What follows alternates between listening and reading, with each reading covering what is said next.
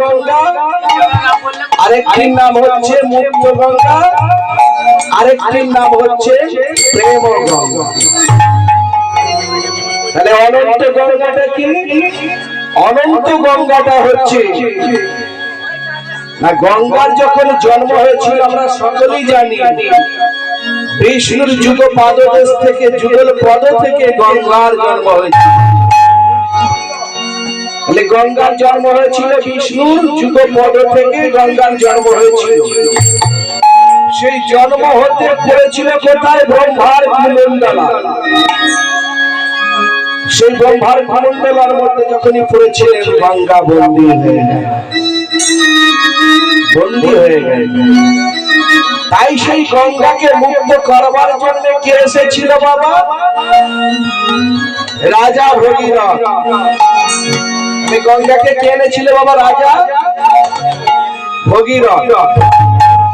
কেন এনেছিলেন না? 60,000 সাগর রাজাকে মুক্ত করবার জন্য ভগীরথ গিয়েছিলেন গঙ্গাকে। তাহলে গঙ্গা কোথায় ছিল? ব্রহ্মার কুমণ্ডলার মধ্যে।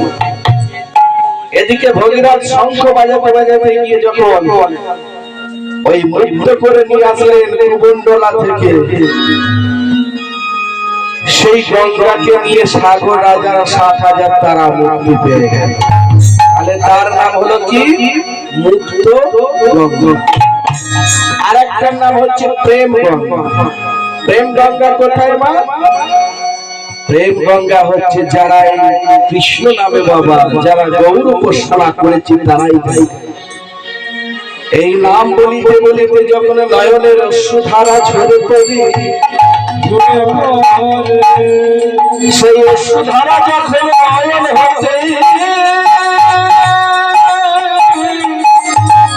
ওই কমল হয়েছে চরণ কমল হয়ে যায়,